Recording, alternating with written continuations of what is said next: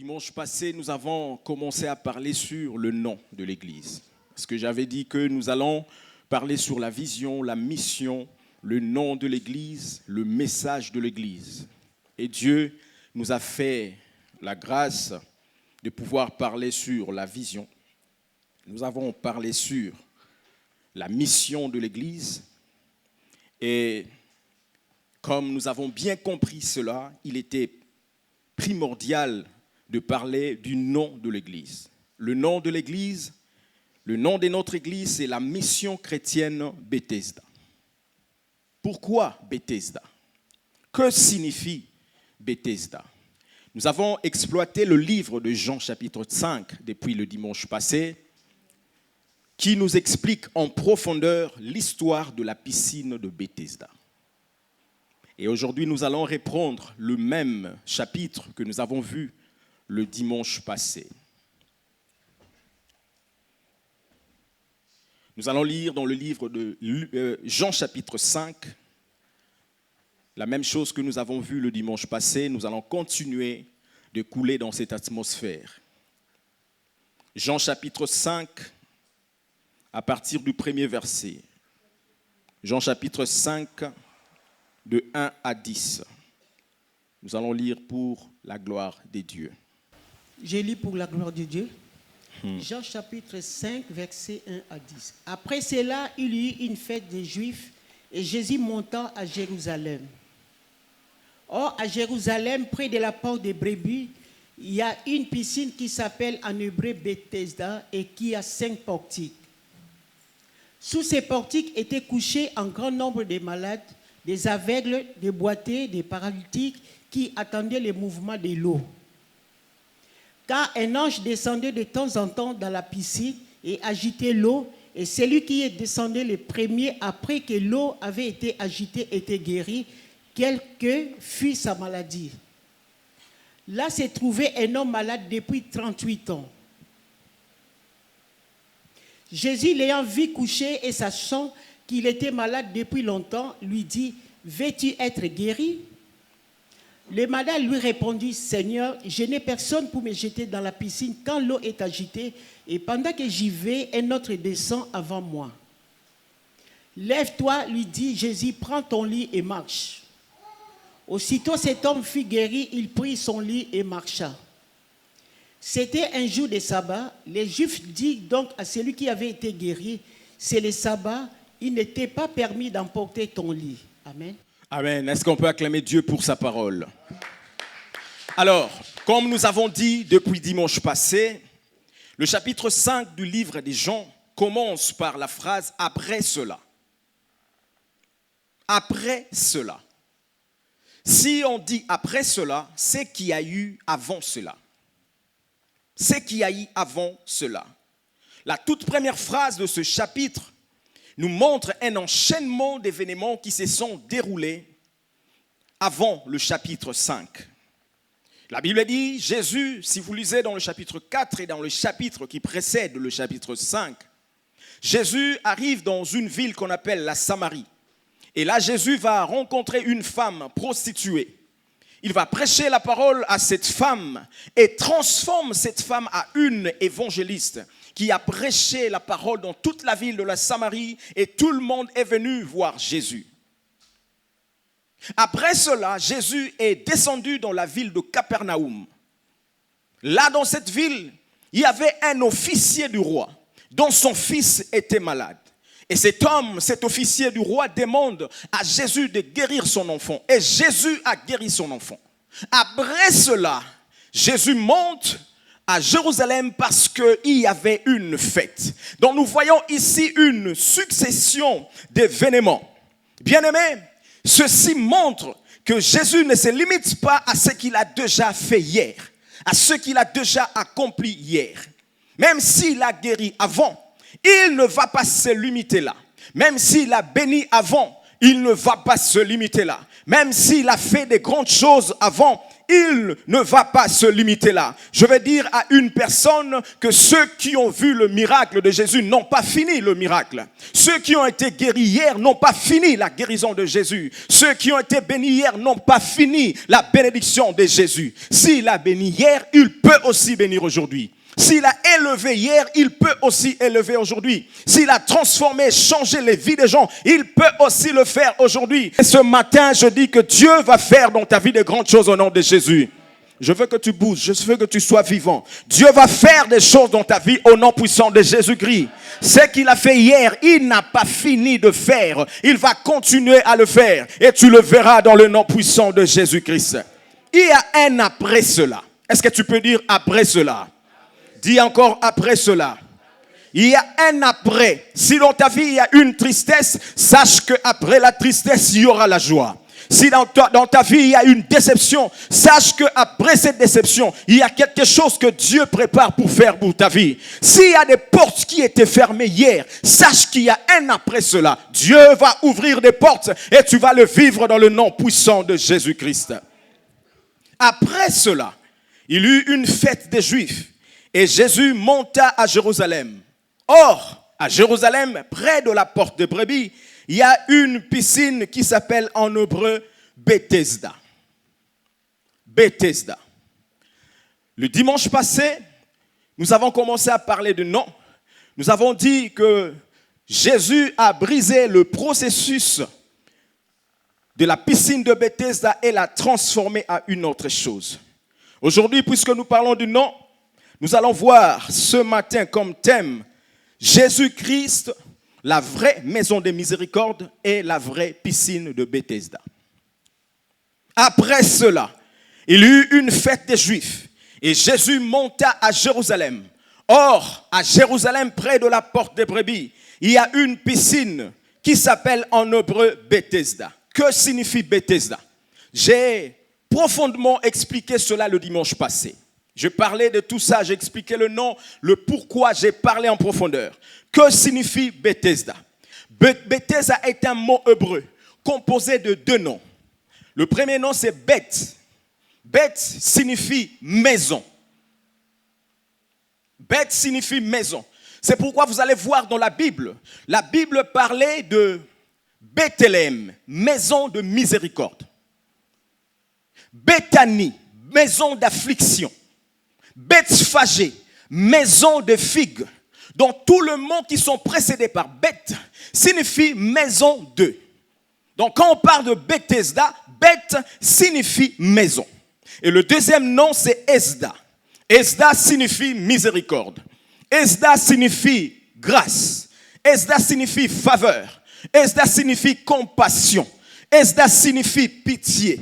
Donc quand vous mettez Beth et Esda ensemble, ça donne Bethesda, ce qui veut dire maison de miséricorde. Donc Bethesda signifie maison de miséricorde. Bethesda signifie maison de grâce. Bethesda signifie maison de compassion. Bethesda signifie maison de faveur. Et puisque dans notre église, notre nom c'est Bethesda, je déclare que dans ce lieu, il y a la miséricorde de Dieu. Puisque nous sommes Bethesda, nous sommes une maison de miséricorde. Nous sommes une maison de grâce. Nous sommes une maison de faveur. Nous sommes une maison de compassion. En ce lieu, il y a la compassion de Dieu. En ce lieu, il y a la miséricorde de Dieu. En ce lieu, il y a la faveur de Dieu. C'est pourquoi je déclare et je dis à un homme que Dieu puisse te faire miséricorde. Que Dieu puisse te faire grâce. Que Dieu puisse te faire faveur. Que tu trouves faveur devant Dieu et devant les hommes dans le nom puissant de Jésus-Christ. Mais dans cette piscine, on dit qu'il y avait des portiques. Est-ce qu'on peut nous mettre la page 7? La piscine était couverte, était entourée des portiques. La piscine avait au total 5 portiques. Ça, c'est les portiques. Il est écrit, il y avait une piscine nommée Bethesda qui était entourée de 5 portiques. Ça, c'est des portiques. J'avais dit le dimanche passé, les portiques sont des galeries. Le portique, c'est un espace. C'est une galerie qui a des voûtes ou encore des plafonds, mais soutenus par des colonnes. Donc ça, c'est des galeries. Nous voyons des colonnes. Au-dessus, il y a une forme de voûte, des plafonds qui sont au-dessus et soutenus par des colonnes. Et c'est là que les malades s'est placés, dans la piscine de Bethesda. Passons à l'autre page. Ça, c'est la piscine de Bethesda. Donc, quand vous entendez parler de la piscine de Bethesda, c'était comme ça. La piscine avait 2 bassins. C'est pourquoi vous voyez à l'intérieur une séparation. Donc, il y a un bassin ici et l'autre bassin de l'autre côté. Et la piscine était entourée des portiques. Et c'est sous ces portiques que les malades s'abritaient. Parce qu'il faisait tellement chaud, ils ne pouvaient pas attendre longtemps. Ils s'abritaient sous ces portiques. J'avais expliqué dimanche passé que signifient les portiques. Donc tu peux aller voir dans l'enseignement du dimanche passé, tu vas voir la signification de toutes ces choses. Donc sous ces portiques étaient couchés un grand nombre de malades. C'était des aveugles, des boiteux, des paralytiques, des gens qui avaient toutes formes de maladies. Ils étaient couchés sous ces portiques. Pourquoi? Parce qu'il y avait une histoire dans cette piscine de Bethesda. La Bible dit que l'ange venait agiter l'eau. Et celui qui était malade et qui plongeait en premier trouvait la solution ou la guérison dans cette piscine. On l'appelle maison de miséricorde, Bethesda. Mais il y a un problème profond dans cette piscine de Bethesda. La piscine s'appelle Bethesda, maison de miséricorde, maison de faveur, maison de grâce, maison de pitié. Mais je me pose une question. Est-ce que cette piscine reflète-t-elle la miséricorde? Est-ce qu'il y a vraiment la miséricorde dans cette piscine? Dans la Bible, dans la culture juive, le nom avait une très grande influence. Les Israélites ne donnaient pas le nom par plaisir, parce qu'ils connaissaient l'importance des noms. Donc quand ils donnent à cette piscine le nom de Bethesda, c'est parce qu'ils connaissaient l'importance des noms. Maison de miséricorde. Maison de miséricorde. Alors si cette piscine s'appelle maison de miséricorde, on doit réellement trouver la miséricorde. Si cette piscine s'appelle maison de grâce, on doit réellement trouver la grâce. On doit réellement trouver la faveur. Trouver la faveur. Mais, je vous dis, ce n'est pas le cas. Dans cette maison où on appelle miséricorde, il n'y a pas du tout la miséricorde. Il n'y a pas du tout la miséricorde. Il n'y a pas du tout de grâce dans cette maison. Je vais vous montrer pourquoi. Le verset 4, la Bible dit, « Car un ange descendait de temps en temps dans la piscine et agitait l'eau.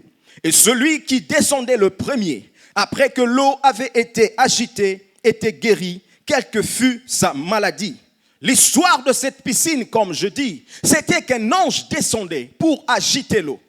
Et toute personne qui était malade, mais qui tombait en premier dans la piscine, trouvait la solution. Mais cet ange venait de temps en temps. Il venait de temps en temps. Il ne venait pas à tout moment. Cet ange n'était pas du tout permanent. Mais aussi, cet ange ne guérissait pas les gens. Cet ange ne touchait pas les gens. Cet ange ne faisait que agiter l'eau. Et c'est lui qui descendait le premier, celui qui trouvait la solution. Écoute-moi, vous avez vu les images de cette piscine. Vous avez vu le nombre de malades qui sont là, en train d'attendre le mouvement de l'ange. Mais il faut seulement une personne qui descende en premier quand l'eau est agitée pour qu'elle soit guérie. Pour qu'elle soit guérie, une seule personne. Et pourtant, Bethesda signifie maison de miséricorde. Bethesda signifie maison de grâce. Bethesda signifie maison de faveur. Mais dans cette piscine, tu dois toi-même faire un effort personnel pour plonger quand l'eau est agitée. Si tu ne fais pas d'effort, tu vas rester malade. Si tu ne plonges pas en premier, tu ne vas pas être guéri. Il faut un effort personnel pour être guéri. Or, la grâce est une faveur imméritée. Si cette maison s'appelle maison de grâce, c'est-à-dire les gens doivent trouver la guérison sans pour autant faire des efforts. Mais c'est le contraire. Ici, il faut faire un effort pour trouver la guérison. Il faut faire un effort de te plonger. La première personne pour être guéri. J'ai dit le dimanche passé Dans cette piscine, il y avait des paralytiques. Les gens qui avaient des problèmes avec leurs pieds. Il y a des gens qui étaient boiteux. Il y a des gens qui n'avaient pas une bonne santé. Comment peuvent-ils courir quand l'eau est agitée pour qu'ils soient sauvés en premier? Donc, si dans cette piscine, quelqu'un qui avait seulement un problème avec son doigt, il est venu dans cette piscine pour être guéri, mais il est en forme, ses pieds sont fermes, il est fort. Quand l'eau sera agitée, puisqu'il est fort, il va courir en premier. Mais par contre, les paralytiques qui n'ont pas de pieds, comment ils feront pour courir? Les aveugles qui ne voient pas, il est là en train d'attendre. Comment verra-t-il l'ange qui agite l'eau pour qu'il se jette? Donc nous voyons que dans cette piscine, ce n'est pas du tout une forme de miséricorde. Ce n'est pas du tout une forme de grâce. Parce que la grâce est une faveur imméritée. Pour trouver la solution dans la grâce, on ne fait pas d'effort. On ne mérite pas la grâce. C'est une faveur imméritée. Tu ne fais pas d'effort pour trouver la grâce. Mais dans cette piscine, c'est le contraire. Tu dois fournir des efforts pour être guéri. Tu dois fournir des efforts pour que la main de Dieu puisse te toucher.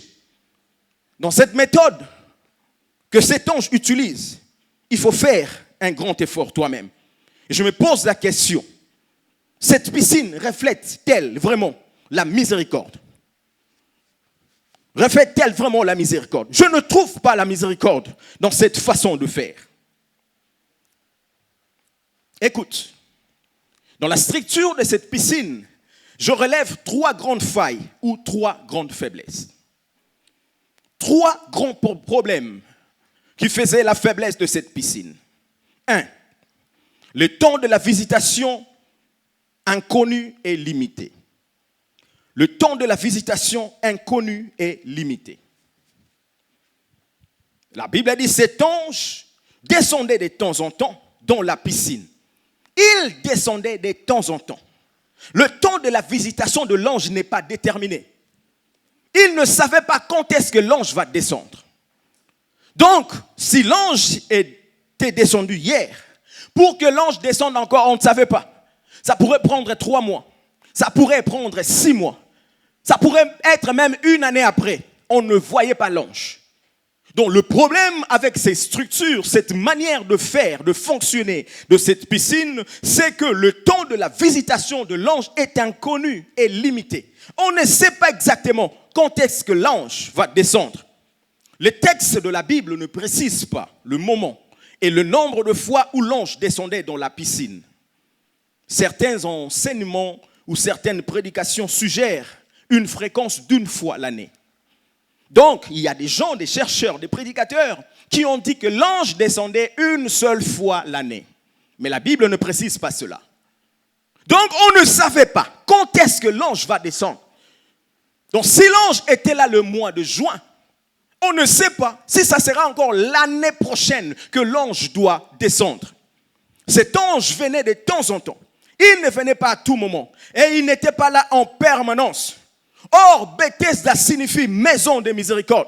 Bethesda signifie maison de bonté. Dans la parole de Dieu dit, les bontés de l'Éternel ne sont pas épuisées. Et ses compassions ne sont point en leur terme. Mais ils se renouvellent chaque matin. Là où il y a les bontés de Dieu, les malades doivent être guéris. Là où il y a les bontés de l'Éternel, ceux qui ont des problèmes doivent recevoir la solution. Là où il y a les bontés de l'Éternel, on doit trouver la faveur de Dieu. Mais la différence, c'est que ici, cet ange, quand il venait, on ne savait pas. On ne comprenait pas quand est-ce qu'il va venir. Frère, comme les bontés de l'Éternel se renouvellent chaque matin, il fallait que chaque matin l'ange soit là, n'est-ce pas? Puisque les bontés de l'Éternel se renouvellent chaque matin. Donc chaque matin, il fallait qu'on voit l'ange. Chaque midi, l'ange devait être là en permanence. Mais ici, l'ange n'était pas du tout en permanence. L'ange éternel n'était pas du tout là à tout moment. Donc la présence de Dieu n'était pas fréquente. Il y avait ce qu'on appelle délestage. Délestage de la présence de Dieu. Délestage de l'ange. S'il vient aujourd'hui, il peut venir après 6 mois. Il peut venir après 8 mois, même après 1 année. On ne savait pas quand est-ce que l'ange va descendre. Or, les bontés de l'Éternel se renouvellent chaque matin. Frère, je déclare que dans cette église, les bontés de l'Éternel se renouvellent. Nous refusons de vivre le délestage de la présence de Dieu. Nous refusons de vivre Dieu un moment, après un moment, il n'est pas là. Nous refusons de fonctionner comme cette piscine où l'ange venait de temps en temps. Non, nous avons besoin de la présence permanente de Dieu. Nous avons besoin de la bonté de l'Éternel qui se renouvelle renouvellent chaque matin. Nous voulons dans cette église que le matin, les bontés de l'Éternel se renouvellent. Qu'à midi, nous puissions voir les compassions de Dieu. Le soir, nous voulons vivre la faveur. La nuit, nous voulons vivre la grâce de Dieu. Il faut que cela soit en permanence. C'est ça la Bible qui le dit. Mais cette manière de fonctionner, nous ne voyons pas la bonté de Dieu chaque matin. C'est pourquoi je dis, dans cette piscine qui s'appelle Bethesda, maison de miséricorde, nous ne voyons pas la miséricorde. Nous ne voyons pas la miséricorde. La deuxième faille de cette piscine, c'était un système soumis à la loi. Un système soumis à la loi. Vous savez, il y avait une loi en Israël qui consistait à observer le sabbat. Cela signifie que personne ne pouvait travailler le sabbat. Personne ne pouvait travailler le 7e jour.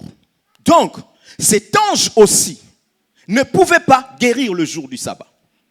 L'ange lui-même devrait observer le sabbat et ne pas travailler. Le système de la loi bloquait la guérison le 7e jour. Vous allez voir dans le verset 10 du même chapitre, la Bible a dit, c'était un jour de sabbat. Les Juifs dirent donc à celui qui avait été guéri, c'est le sabbat. Il n'était pas permis d'emporter ton lit. Est-ce qu'on peut lire ensemble? Lisons ensemble. 1, 2, 3. C'était un jour de sabbat. Les Juifs dirent donc à celui qui avait été guéri, c'est le sabbat. Il ne t'est pas permis d'être. Frère, ça c'est la méchanceté. Ça c'est la méchanceté. Un homme qui a fait 38 ans de maladie dans une piscine. Cet homme trouve la faveur et la grâce de Dieu. Il est guéri. Mais les Juifs vont dire à cet homme, il ne t'est pas permis d'être guéri. Pourquoi tu es guéri? C'est le jour de sabbat. Frère, il y avait une loi sous cette piscine et les gens observaient cette loi. Il y a dans la vie les gens qu'on appelle les conservateurs des lois. Vaut mieux pour lui te voir souffrir. Vaut mieux pour lui te voir même mourir. Mais il va conserver sa loi. Les Juifs étaient comme ça. Cet homme, Jésus va le guérir. Mais ils vont dire, mais pourquoi toi tu es guéri? Il n'était pas permis d'être guéri. C'est le jour de sabbat. Au lieu qu'il puisse se réjouir, au lieu qu'il soit dans la joie, ça faisait 38 ans, cet homme était malade. Ça faisait 38 ans, cet homme a beaucoup souffert. Au lieu d'être dans la joie, de se réjouir, il se levait pour s'opposer à la guérison de cet homme, pour conserver la loi qui disait que le jour de sabbat, on ne peut pas guérir une personne. Quelle méchanceté! Frère, dans la vie, fais attention aux gens qui ne se réjouissent pas de ta bénédiction. Il y a des gens dans la vie, quand tu es béni, ils se fâchent. Quand Dieu te touche, il n'est pas content. Mais pourquoi lui? Pourquoi il est marié? Mais pourquoi il a eu ce travail? Mais pourquoi il est bien habillé comme ça? Mais pourquoi il a acheté une voiture? Mais pourquoi c'est lui? Frère, fais attention. Tu es un scribe pharisien. Jésus disait aux pharisiens, tombeau blanchi, race des vipères. Vous arrangez le dehors, mais votre cœur est pourri. Votre intérieur est sale et noir. Il y a des gens qui ont un intérieur noir et sale. Ils ne peuvent pas accepter la bénédiction des autres. Ils ne sont pas contents quand les autres montent. Ils vont dire, pourquoi tu es béni? Pourquoi tu es guéri? Pourquoi tu montes? Les Juifs vont dire à cet homme, pourquoi tu es guéri? C'est le jour du sabbat, tu n'es pas permis d'être guéri. Donc ils veulent conserver une loi au détriment d'une personne qui souffrait. Frère, c'est comme ça que ça se passe dans le monde de la sorcellerie. Vous savez que dans le monde de la sorcellerie, il n'y a pas de pitié.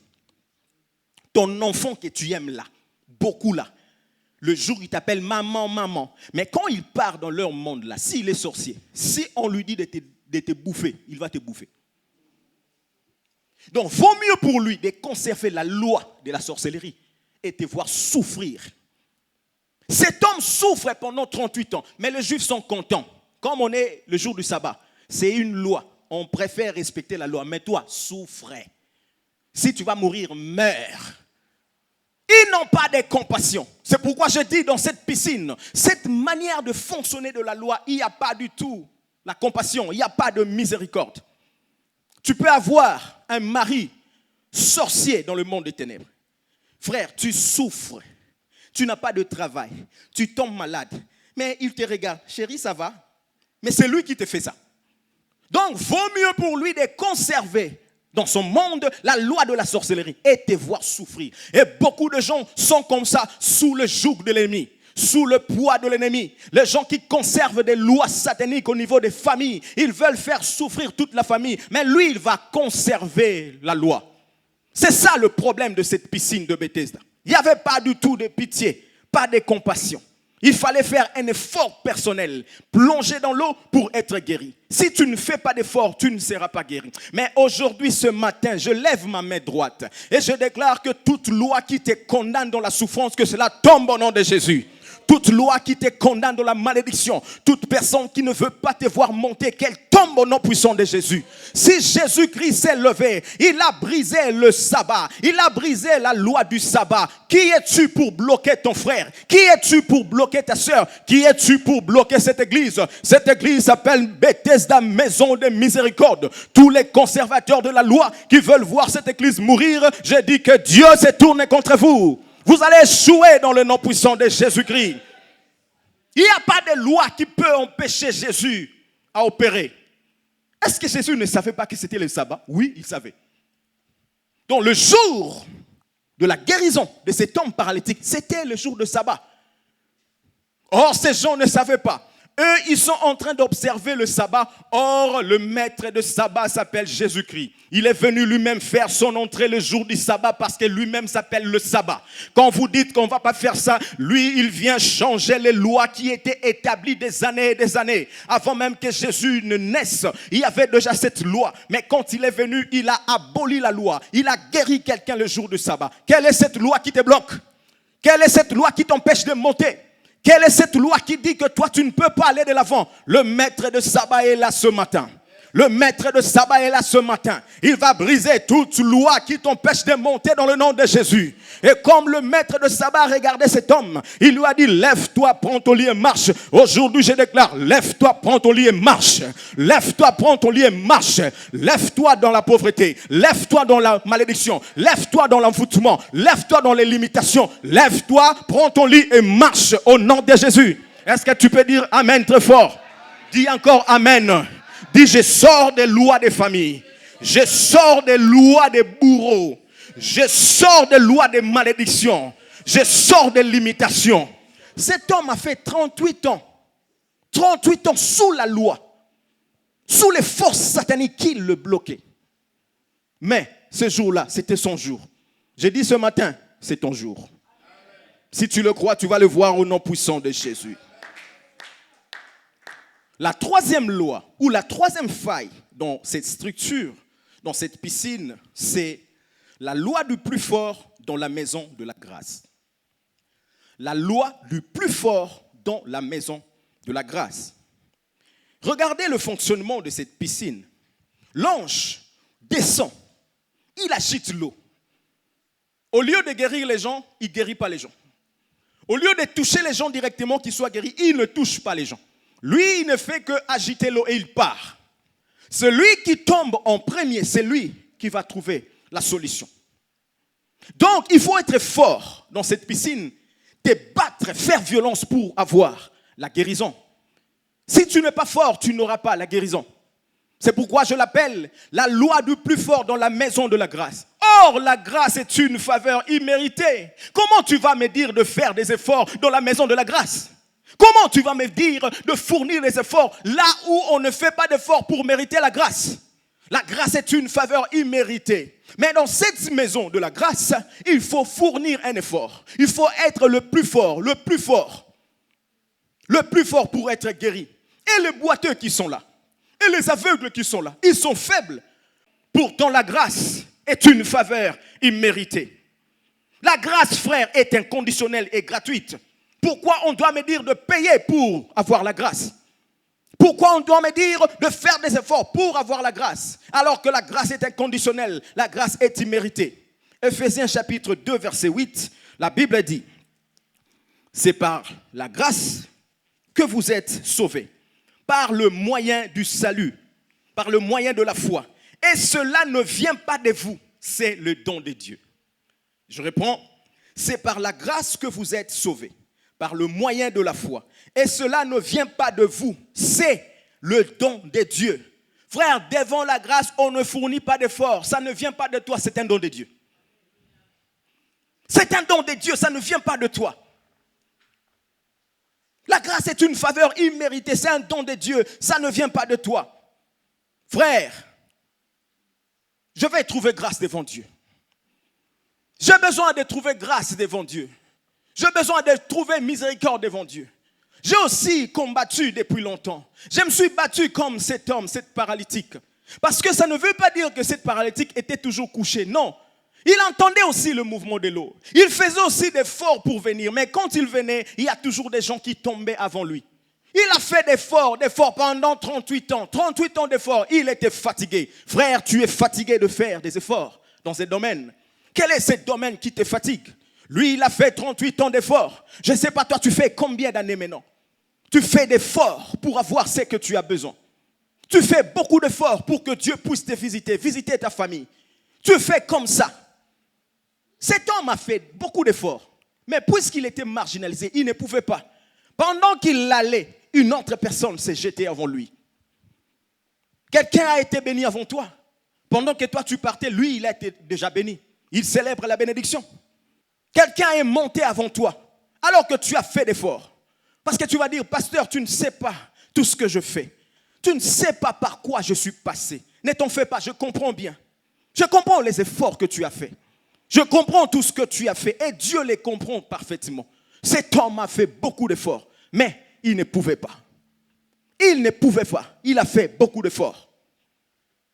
Mais Jésus, ce jour-là, a compris que cet homme avait fait beaucoup d'efforts. Il faut que moi, je descende afin de le secourir. Nous avons besoin de la grâce. Seigneur, j'ai fait beaucoup d'efforts, je suis fatigué. Tout ce qui me reste, c'est ta grâce. Je fais beaucoup d'efforts, je suis fatigué. Tout ce qui me reste, c'est ta main puissante. Tout ce qui me reste, c'est ta grâce. Tout ce qui me reste, c'est ta faveur. Tout ce qui me reste, c'est toi que tu puisses agir. Je vais trouver grâce devant toi. La Bible dit qu'il prend des choses faibles pour confondre les sages. Les hommes faibles ne font pas, ils font des efforts mais ils échouent. Mais leur capacité ne leur permet pas d'accomplir de grandes choses. Mais c'est Dieu qui va aller chercher les hommes faibles pour confondre les hommes sages par sa grâce. Dieu va prendre quelqu'un dans la faiblesse pour confondre les sages de ce monde. C'est la grâce de Dieu. Seigneur, nous avons besoin de la grâce dans cette église. Si cette église s'appelle maison de miséricorde, nous voulons la miséricorde. Si cette église s'appelle maison de grâce, nous voulons la grâce. Nous avons longtemps combattu. Maintenant, c'est le moment de la grâce. C'est le moment de la grâce. La faveur imméritée. Je déclare que la grâce de Dieu soit sur toi. Que la grâce de Dieu soit sur ta famille. Que la grâce de Dieu descende sur toi. Il est écrit dans sa parole, dans Samuel, de la poussière, il retire le pauvre. Du fumier, il relève l'indigent pour les faire asseoir avec les grands et il les donne en partage un trône de gloire. C'est Dieu qui prend les gens de la poussière. Dieu va te retirer de la poussière. Dieu va te retirer de la faiblesse. Il va t'élever, il va te faire asseoir avec les grands. Ce n'est pas quelque chose de mérité, mais c'est une grâce de Dieu. Trouve grâce au nom puissant de Jésus. La grâce cherche des hommes dans la poussière. Il les élève et le fait asseoir avec les grands.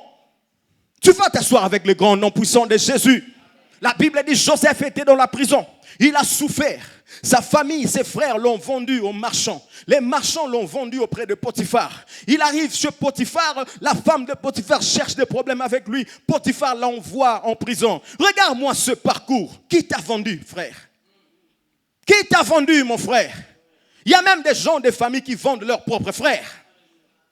Il y a des gens du quartier qui vendent leurs propres frères. Dans ton entreprise, dans ton entourage. Qui t'a vendu? Qui a vendu ta bénédiction? Qui a vendu ton succès? Parce qu'ils ont vu que ton étoile brillait plus fort. Ils voulaient mettre un voile sur ton visage pour que tu ne brilles pas. Ils ont vendu Joseph. Mais arrivé chez Potiphar, les choses commençaient un peu à marcher. Joseph pensait que tout allait bien. Mais la femme de Potiphar se lève comme Jézabel pour bloquer l'étoile de cet homme. Il est arrivé dans ta vie, dans un stade où tu pensais, oh oui, les choses marchent bien. J'ai trouvé un travail, j'ai trouvé ça. Mais la femme de Potiphar se lève pour te mettre des bâtons dans le roue. Qui est cette femme, Jézabel, qui te bloque d'avancer? Au lieu d'avancer, on le met en prison. On met Joseph en prison. Et là, en prison, il va faire beaucoup de jours dans la souffrance, beaucoup de jours dans des difficultés. Mais il a gardé espoir.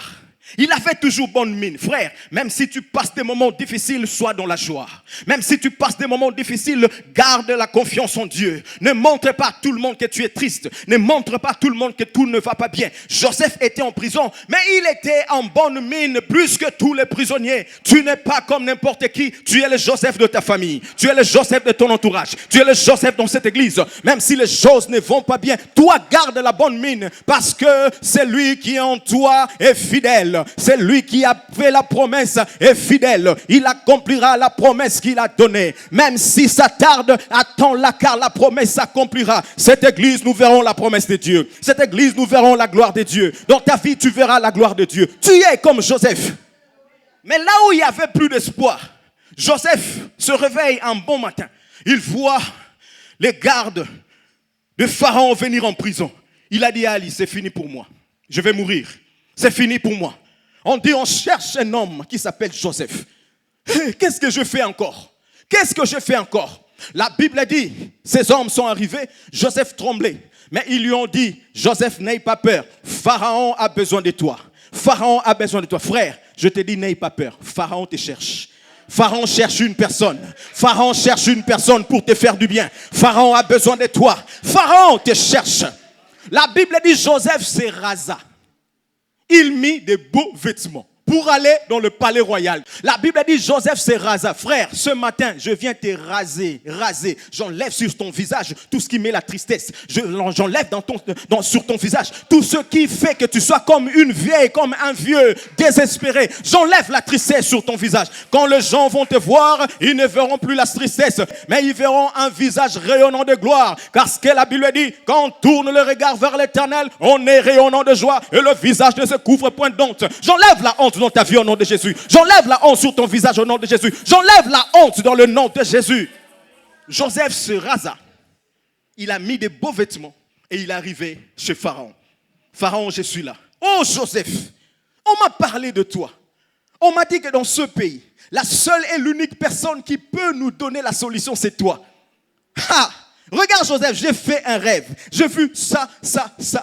Mais j'ai appelé tous les sorciers de ce pays. J'ai appelé tous les magiciens. J'ai appelé les hommes sages, les devins. Personne ne peut me donner la signification. Mais on m'a dit qu'en prison, il y a un homme qui ressemble au Fils de Dieu, qui a en lui la sagesse divine. On a dit que c'est toi.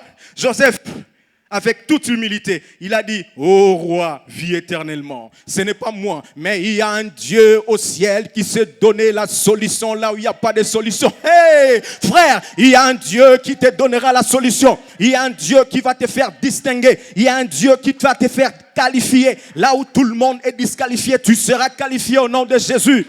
Joseph a donné la solution au rêve de Pharaon. Et la Bible dit, depuis ce jour-là, il a quitté la prison. Il est parti s'asseoir sur le trône dans le palais royal de Pharaon. J'ai dit que tu vas t'asseoir sur le trône. Tu vas t'asseoir sur le trône. Tu vas t'asseoir sur le trône. Dieu va te prendre de la prison jusqu'au trône. Et qu'est-ce qui fait ça? C'est la grâce. C'est la grâce. C'est pourquoi j'ai dit, si nous sommes la maison de la grâce, Seigneur, fais-nous grâce. Si nous sommes la maison de miséricorde, nous voulons voir la miséricorde de Dieu sur nous. Nous voulons voir cette miséricorde dans nos vies, dans le nom puissant de Jésus-Christ. Il y a une autre personne, elle s'appelle Mephibosheth. David est devenu roi. Toute la famille de Saoul était morte. Il n'y avait plus personne. Mais après avoir régné, un jour il était assis. Dans sa pensée, il a dit, mais est-ce qu'il ne reste plus quelqu'un de la famille de Saoul pour que je lui fasse pour que je lui fasse Dieu cherche quelqu'un pour faire du bien. Donc quand tu es là, tu dors dans la souffrance. Il y a dans le palais royal les gens qui s'assoient, ils pensent comment faire du bien à quelqu'un. Donc David était là, il cherche comment faire du bien à quelqu'un. Mephibosheth ne savait pas. Il était le fils du roi Saoul, mais il commençait à vivre dans la souffrance, dans Lodébar. Lodébar, c'était un lieu des pauvres. Lodébar, c'était un lieu reculé. Il n'avait plus d'espoir. Or, pendant qu'il était à Lodébar, dans le palais royal, il y avait quelque chose qui s'est passé pour lui. Il y avait quelque chose qui s'est comploté. J'ai dit, dans le conseil de Dieu, il y a quelque chose qui passe autour de ton nom. À ce matin, dans les le conseil de Dieu, on a commencé à parler de maman Clémentine. Ce matin, dans le conseil de Dieu, on a commencé à parler de papa Félix. On a commencé à parler de Janice. On a commencé à parler de maman Clémentine. On a commencé à parler de quelqu'un. C'était dans le conseil de Dieu. Lui était à Lo-Debar, il ne savait pas. Dans le palais royal, dans le conseil du roi, on parlait d'un fils de Saoul. Quelqu'un dit à David, oui, mais il y a encore un fils de Saoul. Mais il est à Lo-Debar. Mais le problème, c'est qu'il est perclus des pieds. Vous voyez comment les gens présentent les autres. Il y a un fils de Saoul. Il habite Lo-Debar. Il montre déjà l'endroit où il est, l'endroit des pauvres reculés. La deuxième chose, il est perclus des pieds. Pourquoi il dit ça? Parce qu'il savait qu'il y avait une loi en Israël que les boiteux, les paralytiques ne peuvent pas entrer dans le palais royal. Donc la loi était que les boiteux, les paralytiques ne peuvent pas entrer au temple, mais ne peuvent pas aussi entrer dans le palais royal. Donc si tu es perclus des pieds, tu es paralytique, tu es boiteux, dans le palais royal, tu n'entres pas. Tu vas voir les choses de loin, tu ne pourras pas entrer. Maintenant, cet homme sait que le fils de Saoul est défavorisé. C'est ce qu'il va présenter au roi. Il est perclus des pieds. Je ne sais pas qui te présente, mais d'une manière bizarre. Il y a des gens, quand ils parlent de toi seulement avec tes faiblesses. La maman là, il ne faut pas le suivre. Elle parle beaucoup. Ah non, pas elle. Elle est bien, tu vois. Elle a les dons. Mais tu vois, il y a encore ça. Elle est perclue de pieds. Frère, tu es méchant. Tu es méchant. Tu penses qu'on va disqualifier cet homme parce que tu parles du mal de lui. Là où la grâce descend, le mal ne se fait plus voir. Parce que la Bible dit, là où le péché abonde, la grâce surabonde. Je sais que tu as des défauts, je sais que tu as des péchés, mais je prie que la grâce de Dieu surabonde sur toi au nom de Jésus. David a dit, il est perclus des pieds, fils de Saoul. Allez chercher cet homme. Aujourd'hui, il va entrer dans le palais royal. David a brisé la loi qui était établie qu'aucune personne paralytique ne peut entrer dans le palais. Il a brisé cette loi. Ce matin, il y a plus que David. Ce matin, il y a plus que David. Celui que nous adorons ce matin s'appelle Jésus. Il va briser toutes les lois qui étaient établies pour que tu n'entres pas dans le palais royal à cause de la grâce. Que la grâce te touche. Quitte là où tu es. Quitte Lo-Debar. Viens dans le palais royal. Et Mephibosheth se retrouve de Lo-Debar au palais royal. Il a commencé à manger, pas un jour, tous les jours, il a commencé à manger avec le roi. J'ai dit que ta bénédiction va subsister. Ta bénédiction sera longtemps, longtemps. Ça ne sera pas comme un éclair, ça vient, ça part. Non, tous les jours tu mangeras dans le palais royal. Tous les jours tu t'assiéras avec le roi. Tous les jours tu seras là. Les gens seront autour de toi en train de t'acclamer. Parce que la grâce t'a localisé. Que la grâce localise quelqu'un ce matin au nom de Jésus. Gloire au Seigneur. Donc nous comprenons ici que la méthode de guérison de cette piscine était profondément injuste et discriminatoire. Le système du vin ne défavorise pas seulement le plus fort, ne favorise pas seulement le plus fort ou le plus rapide au détriment du faible. Dans ce système de la piscine, il y avait toujours la compétition, des bousculades, et les paralytiques restaient toujours exclus et condamnés à cause de leur incapacité physique. Le mécanisme qui s'y déroulait n'avait pas du tout de miséricorde. Il n'y avait pas du tout la miséricorde de Dieu dans cette piscine. Mais, bien que le système était dysfonctionnel, bien que le système de cette piscine n'était pas bon, ne montrait pas autant la miséricorde comme il faut, mais ce matin, j'aimerais te présenter un homme. J'aimerais te présenter un homme qui est différent de l'ange. Cet homme qui est différent de l'ange qui venait de temps en temps. Cet homme s'appelle la vraie maison de miséricorde. Cet homme ne vient pas de temps en temps, mais il est là en permanence. Cet homme est la vraie maison de miséricorde. Cet homme est la vraie piscine de Bethesda. Il s'appelle Jésus-Christ. Jésus-Christ est la vraie piscine de Bethesda. Si la piscine que les hommes ont créée a échoué, la vraie piscine de Bethesda, c'est Jésus-Christ. Jésus-Christ, la vraie piscine de Bethesda. Il n'est pas comme cet ange qui venait de temps en temps. Il a dit lui-même dans sa parole, « Voici, je suis avec vous tous les jours jusqu'à la fin du monde. » Dans Matthieu chapitre 28, verset 20. « Je suis avec vous tous les jours. » Il ne fonctionne pas comme cet ange qui venait en délestage. Il ne fonctionne pas comme cet ange qui venait de temps en temps, 6 mois après, 1 année après. Mais lui, il nous promet, « Je suis avec vous tous les jours jusqu'à la fin du monde. » miséricorde. Ce matin, je te présente la vraie piscine de Bethesda. Il s'appelle Jésus. Il est avec toi tous les jours. Il ne t'abandonne pas, même quand tu souffres, même quand les choses ne vont pas bien. Il est là à tes côtés en train de te soutenir. C'est lui la vraie piscine de Bethesda. C'est lui la vraie maison de miséricorde.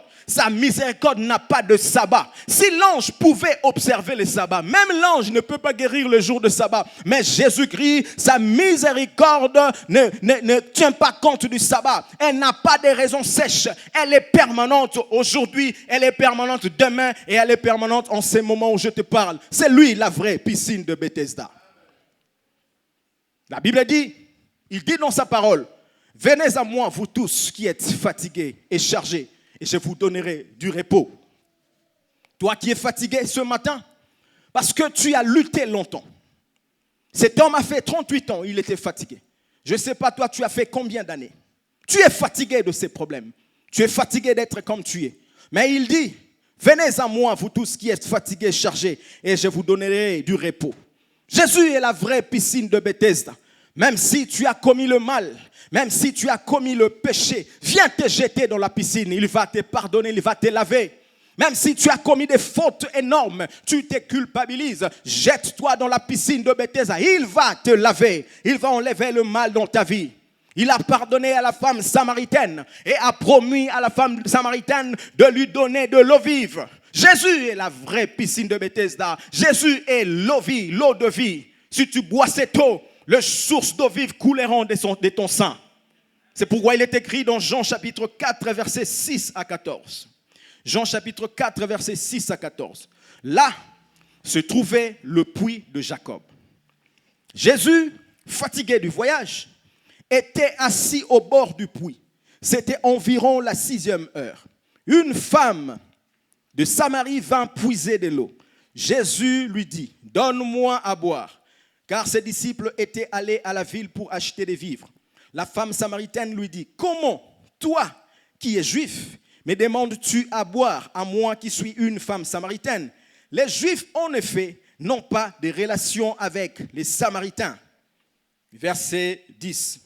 Jésus lui répondit, « Si tu connaissais le don de Dieu, et qui est celui qui te dit, donne-moi à boire, tu lui aurais toi-même demandé à boire, et il t'aurait donné de l'eau vive. » Seigneur, lui dit la femme, tu n'as pas quelque chose pour puiser de l'eau, et le puits est profond.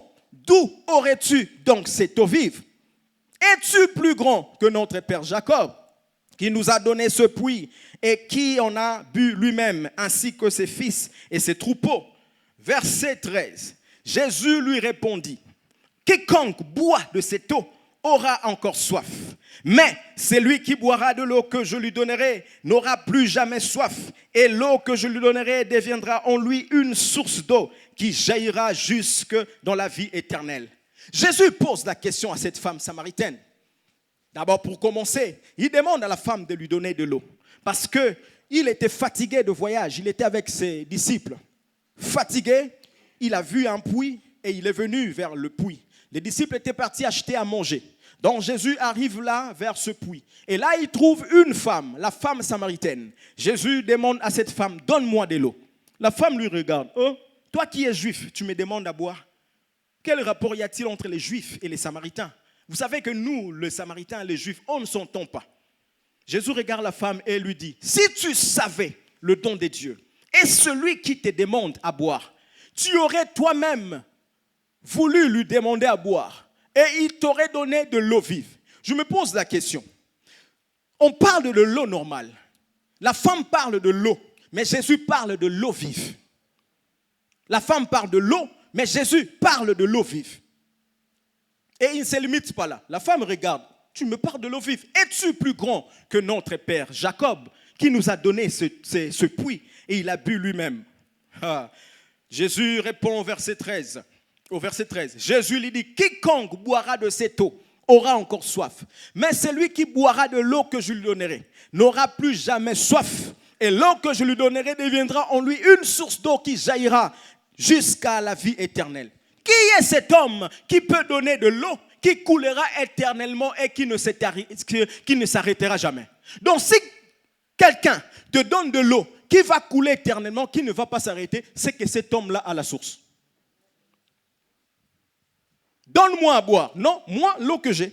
Si je te donne cette eau, l'eau que je te donnerai quand tu la boiras, elle coulera de ton sein et elle ne s'arrêtera pas. Qui est cet homme qui peut donner à quelqu'un de l'eau si lui-même n'est pas la source? Jésus-Christ est la source. Jésus-Christ, c'est lui le véritable puits de Jacob. Quand tu arrives auprès de ce puits, tu vas boire de l'eau et l'eau coulera de ton sein et elle ne tarira jamais. Pour terminer, je vais m'arrêter par ici. La Bible nous parle encore dans l'Ancien Testament de quelqu'un qui avait la révélation de la vraie piscine de Bethesda. Cet homme s'appelait Élisée. La Bible dit un jour, Naaman, qui était général d'armée, est venu. Il était rempli de maladies, rempli de lèpre. Il ne pouvait pas être guéri, bien qu'il était général, bien qu'il avait beaucoup d'argent, bien qu'il avait tout ce qu'il faut, mais sa vie était couverte de lèpre. Il était malade. Et ce jour-là, on lui a dit qu'il y a un homme qui s'appelle Élisée qui peut opérer des miracles. Naaman est venu, mais son corps était rempli de lèpre. Bien qu'il avait les habits de généraux, mais son corps était rempli de lèpre. Je ne sais pas quelle est cette lèpre qui frappe ta vie. Quelle est cette lèpre qui frappe ton corps? Tu es couvert de beaux habits, mais il y a la lèpre à l'intérieur de toi. Mais quand cet homme est venu, tu sais ce qui s'est passé. Élisée n'a même pas vu le général. Il n'a pas tremblé devant le général. Il a envoyé son serviteur dire à Naaman, va te jeter dans le fleuve Jourdain 7 fois et tu seras guéri. Naaman voulait dire, oh, mais moi je pensais que cet homme allait me poser les mains. Je pensais que cet homme allait utiliser l'huile pour prier pour moi. Mais il ne prie pas pour moi. Il ne me pose pas les mains. Il ne met pas de l'huile. Il m'a dit d'aller me jeter dans le fleuve Jourdain 7 fois. Frère, écoute-moi. 7, c'est le chiffre de perfection. 7, c'est le chiffre de la plénitude. Élisée avait le double portion d'Élie. Mais il a compris, quand cet homme est venu, il a compris que 7 c'est le chiffre de Dieu. Cet homme qui vient avec ce cas ce n'est pas pour moi, ce cas c'est pour Dieu. Ce cas ce n'est pas pour moi, mais ça c'est l'affaire de Dieu. C'est pourquoi il lui a dit, va te jeter 7 fois dans la piscine. 7 c'est le chiffre de la plénitude. Or c'est lui qui a la pleine plénitude de la grâce, c'est Jésus-Christ. Le chiffre 7 c'est Jésus-Christ. Il a dit à cet homme d'aller se jeter dans la piscine. Et il s'est jeté. Quand il est arrivé à la 7e fois, son corps était transformé comme le corps d'un bébé. Je dis à un homme, le vrai puits de Bethesda, c'est Jésus. La vraie piscine de Bethesda, c'est Jésus. Jette-toi encore et encore. Pendant 7 fois, tu verras les miracles. Quand tu viens dans cette église, ne cherche pas forcément que le pasteur prie pour toi. Ne cherche pas seulement qu'on mette sur toi l'huile. Mais nous allons utiliser la sagesse d'Élisée. Nous allons vous envoyer, allez vous jeter dans le fleuve Jourdain. Quand tu viens ici, jette-toi dans Bethesda. Jette-toi 7 fois. 7 c'est le chiffre de Dieu. 7 c'est le chiffre de la plénitude. 7 c'est le chiffre de la grâce.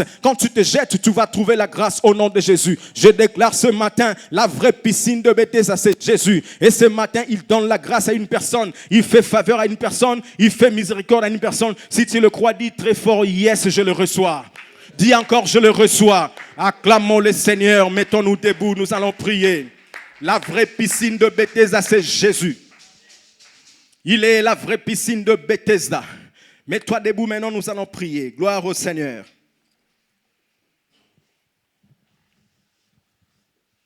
Est-ce que tu peux te tenir debout? Nous allons commencer à prier. Je ne sais pas, ça fait combien de temps tu luttes contre quelque chose. Cet homme avait fait 38 ans dans la lutte contre sa maladie. 38 ans de souffrance, 38 ans de difficultés, parce que le système de cette Bethesda marginalisait les faibles. Je ne sais pas qui t'a marginalisé avec un système quelconque. Quel système t'a marginalisé? Mais Jésus, quand il a compris, il est entré dans la piscine de Bethesda. C'est lui, la vraie piscine de Bethesda. Ce matin, nous allons tous plonger. Alléluia. Nous allons tous plonger dans cette piscine. Maintenant, tu vas commencer à dire, Seigneur, je fais 38 ans de maladie. Toi, tu vas citer le nom de ton problème. Je fais tel nombre d'années avec ce problème. Je fais 5 ans, 10 ans avec tel problème. Mais je viens ce matin auprès de toi, la vraie piscine de Bethesda. Enlève ce problème. Enlève ces problèmes. Je veux me tenir debout, prendre mon lit et marcher comme tu l'as fait avec cet homme. Au nom de Jésus, commence à prier. Alléluia. Prie au nom de Jésus-Christ. Prie le Seigneur. Prie le Seigneur. Ce problème a longtemps traîné, duré dans ta vie. Au nom de Jésus, commence à demander. Jésus, la vraie piscine de Bethesda. La brada sheke. Jésus, la vraie piscine de Bethesda. Seigneur, j'ai longtemps duré avec ce problème, longtemps traîné avec ce problème, longtemps souffert avec ce problème. Oh Jésus, je viens comme ce paralytique qui a fait 38 ans de souffrance, 38 ans de maladie, 38 ans de difficultés. Seigneur, vois ce matin, quelqu'un a fait beaucoup d'années dans la souffrance, dans la maladie. Il y a une femme qui souffre depuis longtemps. Il y a un homme qui souffre depuis longtemps. Mais Seigneur, oh Dieu, la vraie piscine, c'est toi. Nous venons, Seigneur, te demander d'entrer dans notre problème, d'entrer dans nos vies, dans le nom puissant de Jésus-Christ. Jésus, aie pitié de nous. La miséricorde, c'est toi. La grâce, c'est toi. Nous demandons ta grâce. Nous demandons la miséricorde. Nous demandons la miséricorde. Nous te supplions. Descends dans ta gloire. Descends dans ta gloire maintenant. Regarde ces problèmes. Oh, cet homme a souffert dans la difficulté, souffert dans le chômage, souffert, Seigneur Dieu des armées, dans la maladie. Il a souffert pour les problèmes de papier. Il a souffert dans la stérilité. Il a souffert, Seigneur, dans le célibat. Viens agir. Viens agir. Le véritable, c'est toi. C'est toi le véritable. Nous venons te supplier. Viens te manifester dans cette église. Dans le nom de Jésus. Étends ta main, Père. Manifeste-toi au nom de Jésus. Nous te supplions, nous te demandons d'opérer des miracles dans le nom de Jésus. Merci Seigneur. Écoute, il y avait une loi que personne ne pouvait travailler le jour du sabbat. Personne ne pouvait travailler. Donc même cet homme ne pouvait pas être guéri le jour du sabbat. Parce qu'il y avait une loi imposée dessus.